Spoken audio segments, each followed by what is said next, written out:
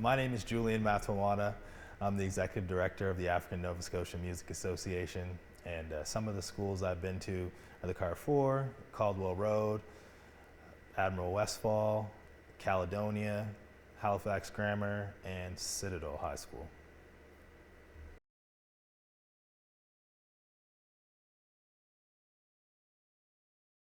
So I grew up in a musical household.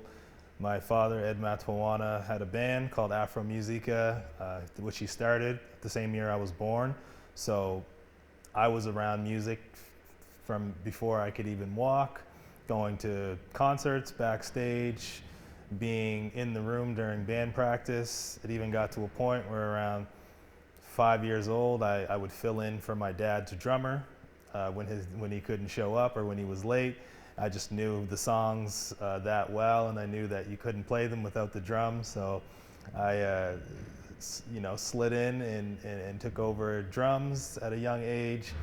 And then into my teenage years, I was writing songs, like doing rap songs, and I made my own makeshift studio in my house. So always wanted to be around the creation of music, the live production of music.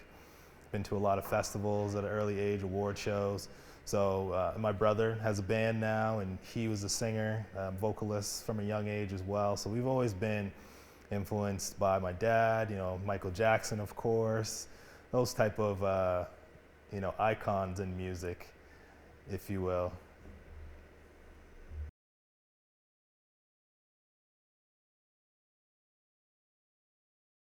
I've always loved going to school. I've always loved learning.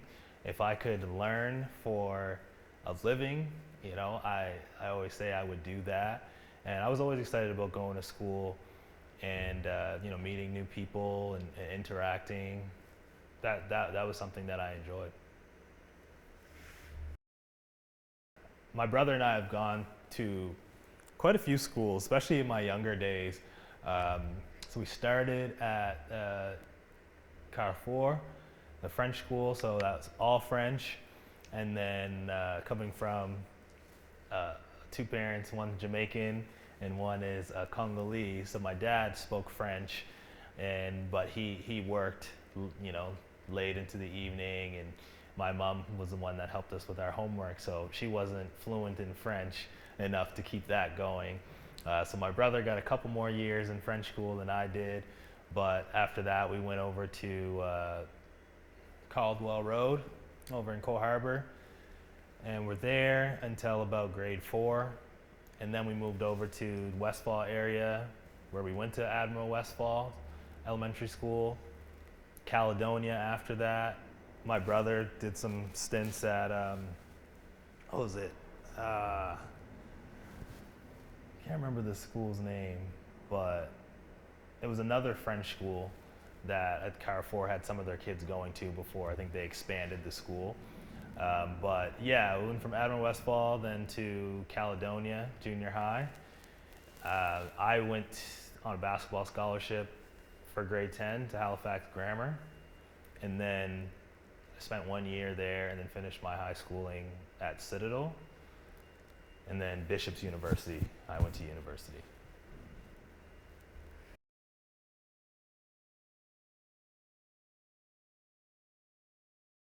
Went there on a basketball scholarship from Caledonia. Caledonia at that time was one of the more misbehaved schools in the municipality, I think. There's a documentary about how bad our school was and the reform that Edie Guy Francois brought in. A lot of people were kicked out of that school, and it was during the time where the areas surrounding that school were, very violent. There was, gang activity, that sort of thing, and it was just at that time where things were a lot more. A lot of the street activity was at a high at that time, and so it was actually nice to be able to go to Grammar at that time and get a different environment. But educationally, academically, I wasn't ready for that opportunity. Basketball was my saving grace, but I mentioned that I got injured and I couldn't, I didn't play a full season there, and I wasn't really able to get used to the academic side of things. So it was one, a culture shock. I was one of probably two or three black kids at the school, and academically, I just didn't really see any of the stuff that was presented before that. So I definitely, history was my saving grace academically.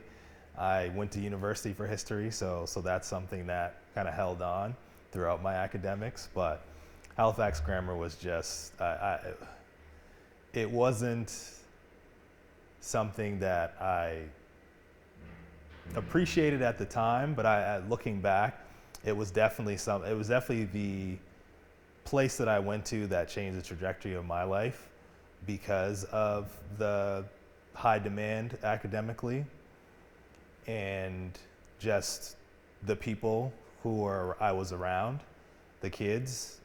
They were a lot different than the kids I was around in the streets over in Dartmouth at that time, and just their way of looking at life was the way essentially I looked at life, but I wasn't around anybody else that looked at it that way. So it definitely gave me an opportunity to stop and think about where I wanted my life to go, because I was away from all the distractions of the friends that you grew up with based on proximity, not necessarily based on preference or things in common.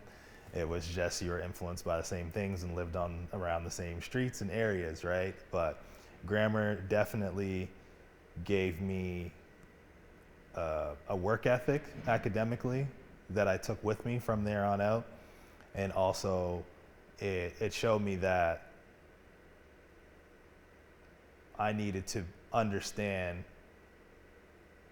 where I wanted my life to go individually, void of any influences, outside influences, or anybody else's opinion.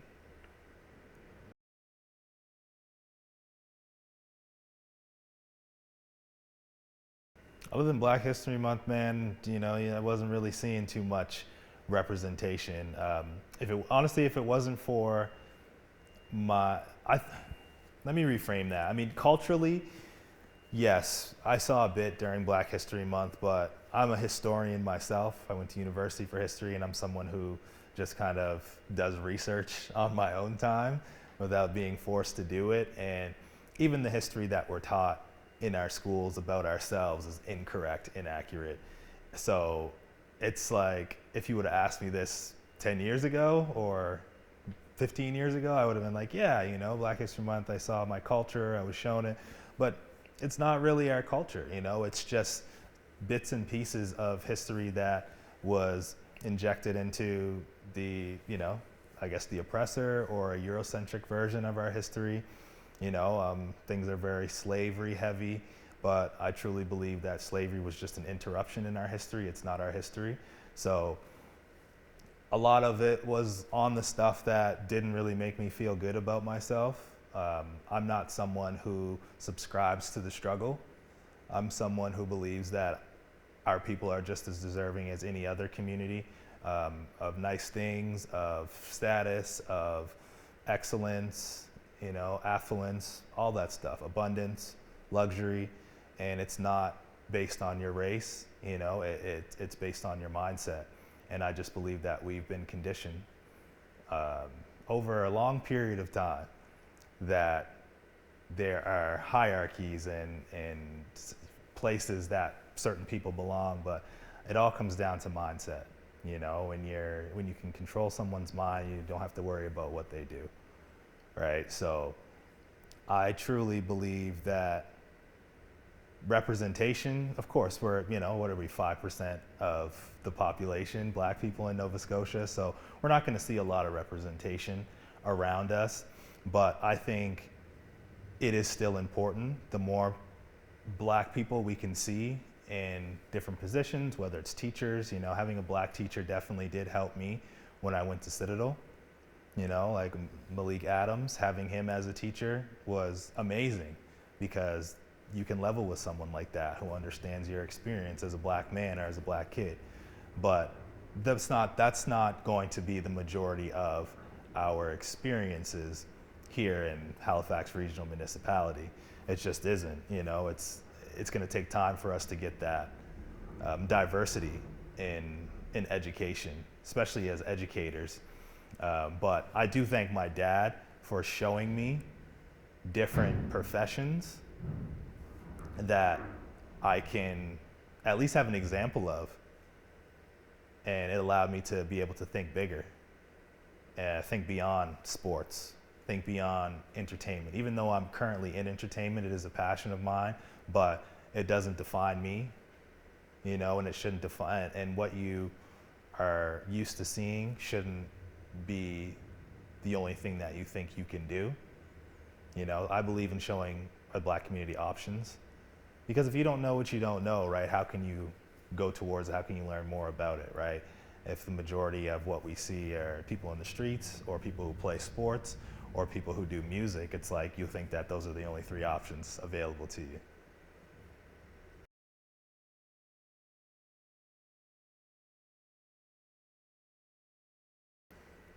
When I think about university, it really comes down to having a balance between your social life and your academics. It's really because the experience of university oftentimes can outweigh the academic aspect of it. Unless you're going to school for something specialized, such as law, medicine, engineering, those type of things. If you know exactly what discipline you want to go into, then just find a school and do that, of course. But if you don't necessarily want to do anything specialized, you should really try to get into the best university you possibly can. And if you want to take the university route, that is, and network, try and make friends. Don't silo yourself and not go out and not have a social life, because oftentimes your social life is going to determine your professional life after university. If you're just book smart and you made no friends, then it's not really going to get you to where you want to get to oftentimes, right? But if you meet people who can, who have influence, who come from different backgrounds and different upbringings as you, and can give you a different perspective in life based on what their parents do. Their parents could be very successful and give you a different outlook, give you an abundance outlook instead of a scarcity outlook, and they can say your name in rooms when you're not around, or be there to support you if you need an opportunity, if you're looking for something.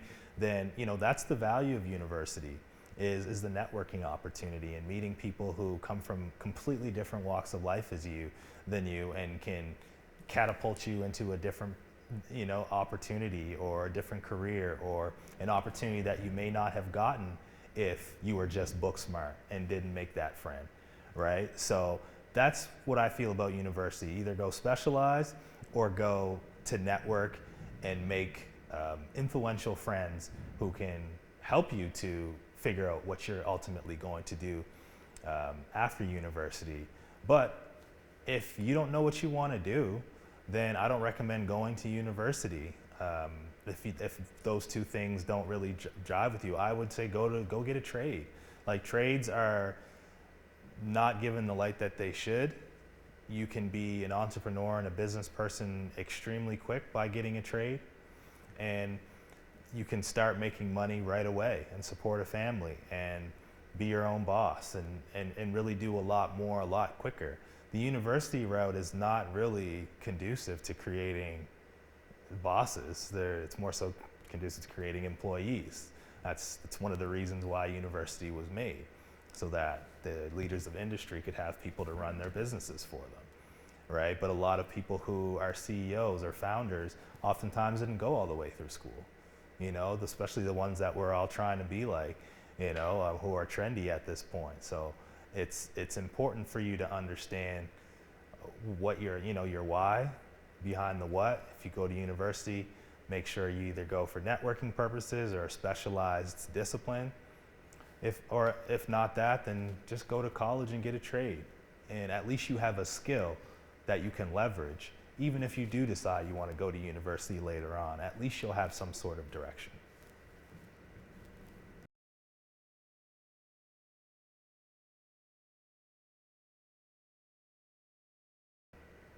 I think the main thing is really listening to the kids. Like, I feel like we're so quick to thrust people into directions that maybe we've never even taken. Um, I think something that we talked about earlier is representation. Like, show as much representation as you possibly can. Show as many options as you possibly can. Expose them to new things. I think knowing that our history is not necessarily shown to us in a positive light.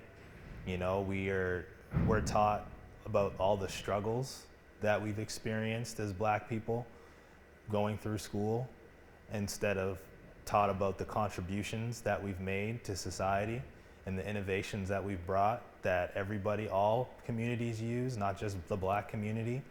You know, instead of glorifying our, you know, cuisine and not anything else that's innovative, is detrimental to the kids, right? Show them people who are book smart. Show them people who have made inventions. Show them people who are, you know, historical, other than people in like the military and stuff like that. No disrespect to any of the armed forces or people who are in the military, but we need examples in, you know, regular life, you know, not when the world is under attack or when, you know, people need a good food option. Like, it's just about options. I think showing them, and we're not going to be able to show Black people in every single position that a kid might be interested in, right? But I think it's important to still show them the option, or at least introduce them to someone who does it, right? Because I have a rule about, and it's called, who do you listen to? Like, I'm not going to listen to someone who's never invested in real estate about real estate investing, right? Or, you know, I'm not going to get the guy who, you know, does the electricity in my house to do my taxes, right? It's just about who do you listen to, and oftentimes teachers are trying to give advice on things that they don't actually know or they've never done, right? So the best thing you can really do is get someone who's doing it successfully now in front of the kids, and get, you know, and give them, and just keep cycling it, right? Give them options, because the moment you are the one deciding what's realistic and what's not for that kid is the moment you become the enemy as an educator, right? It's like, you can't, yeah, of course, you can push people towards getting a career, like a generic career, a conventional career, if you will, but, you know,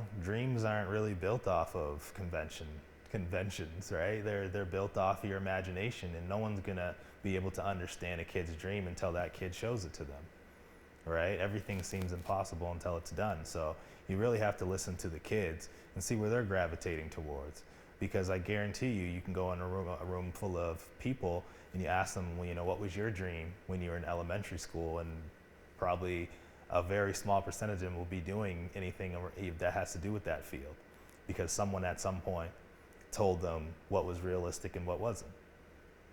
All right, so I think it's about exposing the kids to different, you know, career paths, entrepreneurship, you know, how money is actually made, letting them know that, you know, money is not, like, just because I have money doesn't mean that means you have less money.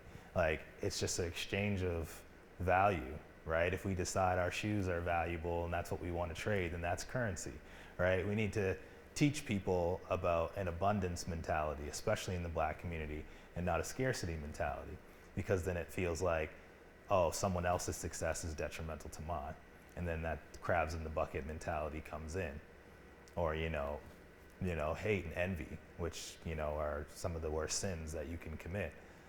It creeps in, coveting. Like our world today is about coveting. Like every kid, like I can only imagine having Instagram in elementary school.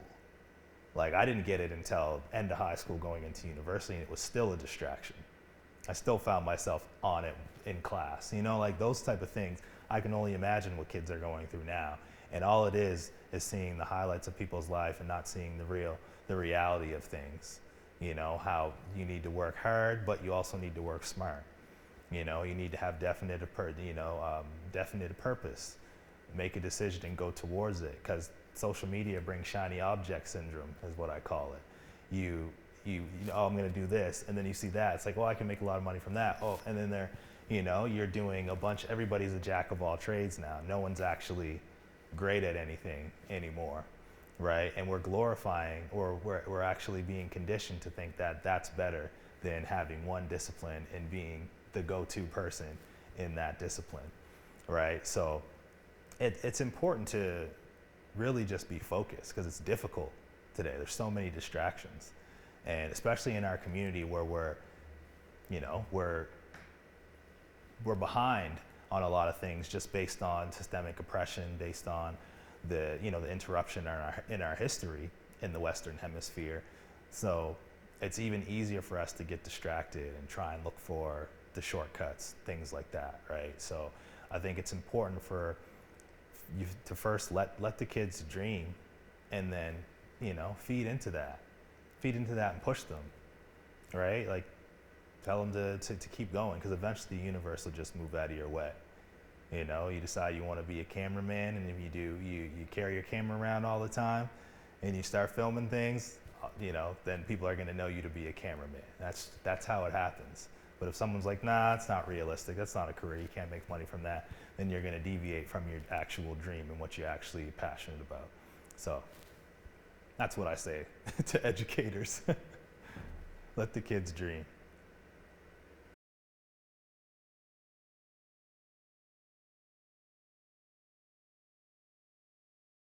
Your parents are going to settle somewhere, no matter if you have a single parent or both parents, they're going to settle somewhere. You're going to be on a street, and you're going to go to that school, and you're going to be around kids that you're only around because that's where your parents settled, and that's the school that you had to go to in that district. It doesn't necessarily mean that the kids that are around you in that environment are the ones who have things in common with. Doesn't necessarily mean that you guys share the same perspective, same upbringing, and are going to be the same things in life, right? Even though at a young age, it does feel like your friends in elementary school and junior high, that you're all going to be doing the same thing in high school and beyond in life, and it's not necessarily the case. Like I truly believe that, especially for kids in a small market, like if you can go live in a bigger market like a Toronto or like a Ottawa or like a Montreal for just even a year, take care of yourself, you know what I mean, and just gain a new perspective. Be the person that you actually want to be, void of environmental influences that you were dropped in as the place that your parents settled or the place that you grew up. And become the person that you're not somebody, you become somebody. Like you're a blank canvas. You have to create who you want to be, and it's based on your preferences, it's based on the things you like, it's based on the things that you gravitate towards and you find interesting. And your friends growing up as an adolescent sometimes aren't going to like those same things, and that's going to be discouraging to you, and it may force you to not like that as well. But not knowing that this is something that you enjoy, and other people don't have to enjoy it because you enjoy it. And I think once people start to understand that aspect of themselves, especially in the Black community, it's super important, because your perspective changes. You can actually, like, I moved from here and went to Bishop's, but my experience living in Ottawa allowed me to come back home and be the person that I actually was before, but I wasn't confident enough to actually display it while I was living here because of the people I hung out around based on proximity. They weren't the people that I picked.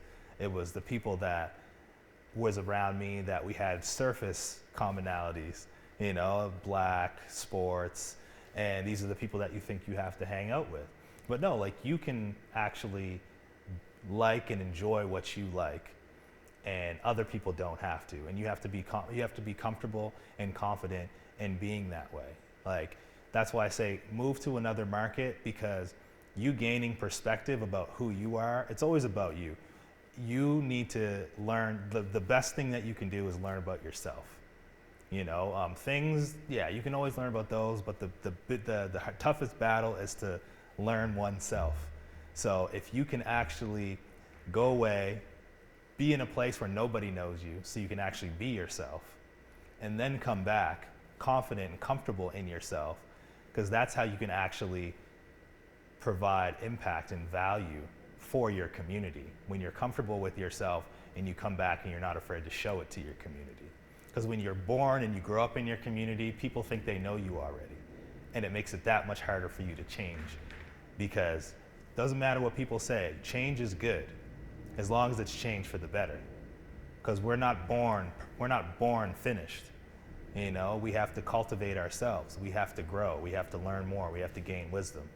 And sometimes it's more difficult for you to do that if you don't separate yourself from the people who essentially are influencing you without you even knowing it, right? So go away, gain some perspective. You don't have to stay away. I truly believe that you shouldn't stay away. You should come back to your community and lend your new perspective and your expertise and embrace who you actually are in an environment that you grew up in. Because that's how you will be able to bring value. That's how you'll be able to see that your community, what your community is missing, and help fill those voids.